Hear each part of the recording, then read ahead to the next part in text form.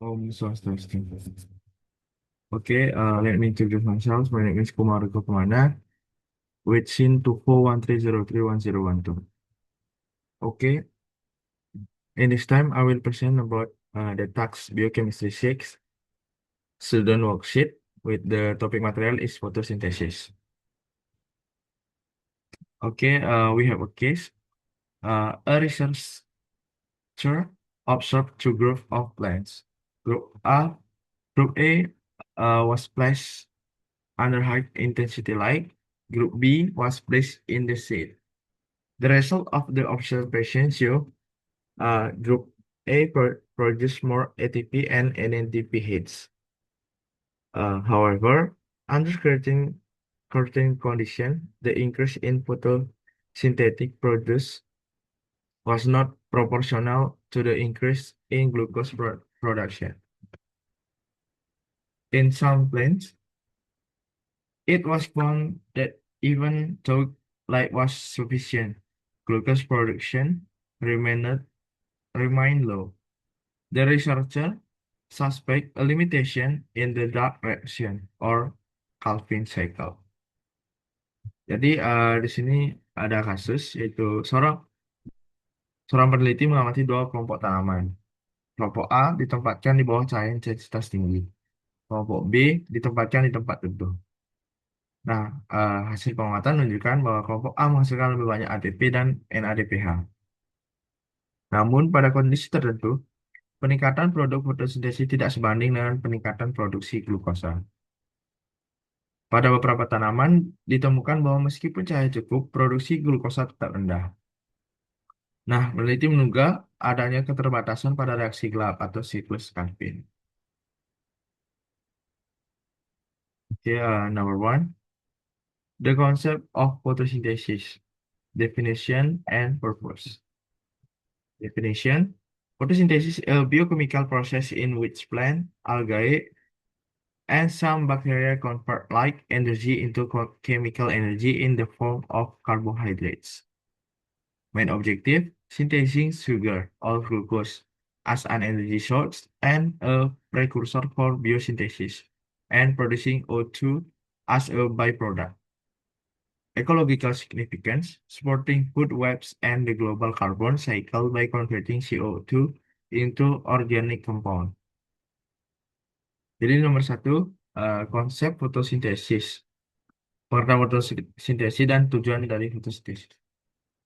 Definisinya, fotosintesis adalah proses biokimia di mana tumbuhan, alga, dan beberapa bakteri mengubah energi cahaya menjadi energi kimia dalam bentuk karbohidrat. Tujuan utamanya yaitu mesintesis gula atau glukosa sebagai sumber energi dan prekursor biosintesis, serta menghasilkan O2 atau oksigen sebagai produk sekunder. Signifikansi ekologisnya itu menopang jaringan tropik dan siklus karbon global dengan mengikat CO2 atau karbon dioksida menjadi senyawa organik. Okay, number two is exothermic reaction mechanism. The light reaction takes place on the thylakoid membranes within the chloroplast. Light absorbed by photosystem 2 or PS2 triggers the photolysis of water, producing electrons, H plus and O2. The electrons move through the electron transport chain to photosystem 1 or PS1, driving the formation of a proton gradient that ATP synthesis use to synthesis ATP, which generates electrons that together with NADP plus reduce NADP plus to NADP hits. Location, thylakoid membrane or grana. The role of PS2 or PS1, PS2 water splitting complex plus electron donor. PS1 electron energy generating complex for NADP plus reduction. Products ATP, NADPH, and O2 as byproducts. Jadi nomor dua yaitu reaksi terang. Bagaimana mekanisme dari reaksi terang ini berlangsung pada membran thylakoid di dalam chloroplast. Cahaya yang diserap fotosistem 2 atau PS2 memicu fotolisis air, menghasilkan elektron, H plus dan O2 atau oksigen. Elektron bergerak melalui rantai transport elektron ke fotosistem 1 atau PS1, mendorong pembentukan gradien proton yang digunakan ATP sintase untuk sintesis ATP. PS1 menghasilkan elektron yang eh, bersama dengan NADP plus reduktase, mereduksi NADP plus menjadi NADPH. Lokasi terjadinya reaksi terang yaitu membran tilakoid atau grana. Nah, peran dari PS2, fotosistem 2 dan fotosistem 1, fotosistem 2 ini pemecah air plus donor elektron, sedangkan PS1 ini penguat energi elektron untuk reduksi NADP+. Nah, produk yang dihasilkan yaitu ATP, NADPH, dan O2 atau oksigen sebagai produk sampingnya. Oke, number three, the role of light and why ATP and or NADPH its levels increase. High light intensity increases the rate of chlorophyll excitation, causing more electrons to be released and pass through the electron transport chain. As a result, the rate of proton gradient formation increases and ATP synthesis rises. Whereas I reduce NADP plus to NADPH more frequently. Conceptually, more proton, more photon, more conversion of light energy into ATP and NADPH up to the saturation threshold of the photosynthetic components. Jadi di nomor 3 ini yaitu peran cahaya dan mengapa ATP atau NADPH ini meningkat. Intensitas cahaya yang tinggi meningkatkan laju eksitasi klorofil sehingga lebih banyak elektron dilepaskan dan melewati rantai transport elektron. Akibatnya, laju pembentukan gradien proton meningkat dan sintesis ATP juga meningkat. Nah, fotosistem 1 lebih sering mereduksi NADP plus menjadi NADPH. Secara konseptual, lebih banyak foton, lebih banyak konversi energi cahaya menjadi ATP atau NADPH, sehingga dia meningkat seperti itu, sampai abang jenuhnya komponen fotosintetik, gitu. Okay, number 4 is dark reaction or Calvin cycle, main stage. The Calvin cycle takes place in the chloroplast stroma and involves three main phases. The first is carbon sequestration. CO2 is combined with RUBP or 5C by the enzyme RUBCO to produce two molecules of 3-PGA or 3C per molecule. The second is reduction. 3-PGA is reduced to G3P using ATP and NADPH produced by the like reaction. Some of G3P leaves the cycle for the synthesis of glucose and other carbohydrates. The third is RUBP regeneration. Part of the GTP, G3P is used to regenerate RUBP using ATP, allowing the cycle to continue. Yang keempat yaitu reaksi gelap atau siklus Calvin, tahapan utamanya. Jadi siklus Calvin berlangsung di stroma kloroplas dan melibatkan tiga fase utama. Yang pertama yaitu fiksasi karbon. CO2 atau karbon dioksida ini dikombinasikan dengan RUBP atau 5C oleh enzim RuBisCO menghasilkan 2 molekul 3 PGA atau 3C tiap molekul atau 3 karbon tiap molekul. Yang kedua yaitu reduksi. 3 PGA ini direduksi menjadi G3P menggunakan ATP dan NADPH yang dihasilkan reaksi terang. Sebagian G3P ini keluar siklus untuk sintesis glukosa dan karbohidrat lainnya. Yang ketiga yaitu regenerasi RUBP. Sebagian G3P dipakai untuk meregenerasi RUBP menggunakan ATP sehingga siklus dapat terus berlanjut seperti itu. Okay, next case study. Why doesn't ATP or NADPH always lead to glucose. Several factors explain this disparity. One, a lack of CO2 limits carbon fixation even with ATP or and NADPH are abundant. Two, the activity of RuBisCO or other enzyme is inhibited, or pH, and G2 plus, and temperature. Three, RuBP regeneration capacity is limited. The ATP demand for regeneration competes with other needs. Four, photoinhibition inhibition, or excess energy causes electron reversal. Five, and the last, carbon source are deferred to other metabolites or respiration increases. Jadi kelima, itu menganalisis kasus mengapa ATP atau NADPH ini tak selalu berujung pada glukosa. Beberapa alasan menjelaskan disparitas.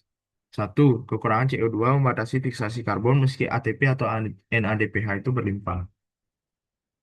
Dua, aktivitas lubis CO atau enzim lain terhambat, yaitu pH, Mg2+, dan suhu. Tiga, kapasitas regenerasi RuBP terbatas. Permintaan ATP untuk regenerasi bersaing dengan kebutuhan yang lain. Yang keempat, photoinhibition atau kelebihan tenaga menyebabkan pembalikan elektron. Yang terakhir, yang kelima yaitu sumber karbon dialihkan ke metabolit lain atau respirasi meningkat. Oke, next. Six, the relationship between light and dark reaction analysis.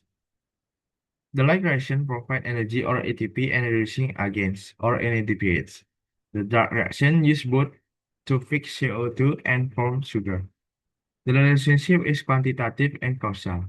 If one side is disrupted, example, insufficient CO2 or inhibited enzyme, the flow of material and energy stops even if there is an adequate supply of ATP and NADPH.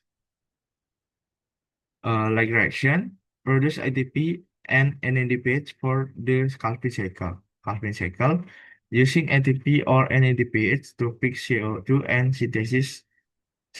synthesize sugar. Limitation, CO2 RuBisCO activity and RuBP regeneration can disrupt the flow. A schematic diagram of the light and dark reaction and the checkpoint that can interrupt the flow of carbon into glucose. Jadi yang nomor 6 yaitu hubungan reaksi terang dan gelap. Reaksi terang ini menyediakan energi atau ATP dan redox atau NADPH. Reaksi gelap menggunakan keduanya untuk mengikat CO2 atau karbon dioksida dan membentuk gula. Keterkaitan bersifat kuantitatif dan kausal. Jika salah satu sisi terganggu, misalnya kurang CO2 atau enzim terhambat, aliran bahan dan energi terhenti walau pasokan ATP dan NADPH cukup. Pertama, reaksi cahaya menghasilkan ATP dan NADPH untuk siklus Calvin. Dua, siklus Calvin menggunakan ATP atau NADPH untuk mengikat CO2 dan sintesis gula. Perbatasannya itu CO2, aktivitas rubis CO, dan regenerasi RuBP dapat mengganggu aliran. Skematis hubungan reaksi terang dan gelap serta titik-titik batas yang dapat memutus aliran karbon jadi glukosa. Oke, number 7. Factors limiting photosynthesis other than light. The first is temperature. Temperature affects enzymatic rates. Extreme temperatures reduce RuBisCO efficiency and membrane stability. Second is CO2 availability. Low CO2 reduce carbon fixation even when ATP and NADPH are abundant. The third is water availability and stomata. Stomata closed during drought reduce CO2 uptake, additional inhibition of the dark reaction. The and fourth or the last is nutrition and cellular health. A deficiency in N, Mg, or other essential ions impair enzyme function and chloroplast structure. Jadi yang nomor 7 yaitu faktor pemadas fotosintesis selain cahaya. Yang pertama itu suhu. Suhu mempengaruhi laju enzimatik, di mana suhu ekstrim menurunkan efisiensi rubis CO dan stabilitas membran. Yang kedua yaitu ketersediaan CO2. Saat karbon dioksida rendah, maka dia menurunkan friksi karbon meski ATP atau NADPH itu melimpah. Yang ketiga, ketersediaan air dan stomata. Stomata menutup saat kekeringan. Nah, pengurangan yang menyebabkan pengurangan CO2 masuk atau karbon dioksida masuk sehingga hambatan tambahan pada reaksi gelap. Yang keempat, nutrisi dan kondisi seluruh. Kekurangan nitrogen, magnesium atau ion penting menurunkan fungsi enzim dan struktur kloroplas. Okay, next. Number 8, the role of the rubis CO enzyme and its impact on efficiency. Rubis CO or ribulose 1,5-bisphosphate carboxylase or oxygenase catalyze the reaction of CO2 fixation into 3-PGA aldol essential. Aldol essential, rubis CO has a low affinity for CO2 and exhibits oxygenase activity or photorespiration, which reduce carbon efficiency. Factors affecting rubis CO function: CO2 or O2 concentration, temperature, availability of activators or Mg2 plus and pH, and the number of enzyme molecules. If rubis CO is slow or inhibited, accumulated ATP or NADPH pH is not efficiently converted into sugar. Jadi nomor 8 itu peran enzim rubis CO dan pengaruhnya pada efisiensi. Rubis CO atau ribulose 1,5 bifosfat karboksilase or oksigenase mengkatalisis reaksi fiksasi CO2 menjadi 3-PGA. Meski esensial, rubis CO memiliki afinitas rendah terhadap CO2 atau karbon dioksida dan aktivitas oksigenase atau fotorespirasi yang menurunkan efisiensi karbon. Faktor yang mengaruhi fungsi rubis CO yaitu konsentrasi karbon dioksida dengan oksigen, suhu, kesediaan aktivator, contohnya Mg2 plus dan pH, dan jumlah sintesis enzim. Jika rubis CO lambat atau terhambat, maka akumulasi ATP atau NADPH tidak diubah menjadi gula secara efisien. Itu. Oke, number 9. The effect of CO2 deficiency. 1. Decreases CO2. The primary substrate for carbon fixation becomes limited. 2. Slow rubis CO. RUBP binding is inhibited, resulting in reduced 3-PGA formation. The 3 decreases 3-GP. The supply of raw materials for glucose synthesis is reduced. 4. Decreases glucose.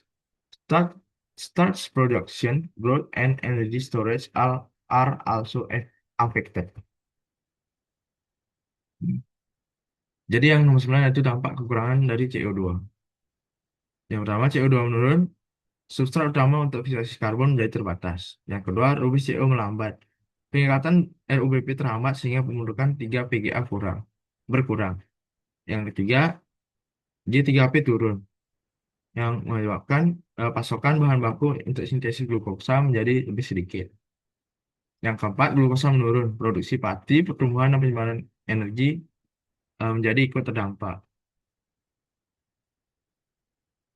Nah, jadi kekurangan CO2 ini secara langsung menurunkan laju reaksi gelap karena CO2 adalah bahan baku utama untuk fiksasi karbon. Nah, saat kadar CO2 ini rendah, rumis CO kekurangan substrat untuk mengikat RUBP sehingga pembentukan 3 PGA menurun dan aliran karbon ke siklus Calvin jadi lebih lambat. Kemudian, akibat dari ini, produksi 3GP, G3P sebagai prekursor glukosa ikut berkurang. Walaupun ADP dan NADPH dari reaksi terang tetap tersedia, keduanya tidak dapat dimanfaatkan secara optimal untuk membangun karbohidrat jika proses fiksasi karbon terhambat. Dengan kata lain, eh, energinya ada, tetapi bahan bakunya tidak cukup, begitu. Nah, dalam kondisi ini, tanaman mengalami penurunan sintesis glukosa. Cadangan pati terbentuk lebih sedikit, dan pertumbuhan jaringan baru dapat lambat atau melambat. Nah, jika kekurangan CO2 berlangsung lama, maka efisiensi fotosintesis turun dan hasil akhir metabolisme karbon menjadi jauh berkurang. Begitu.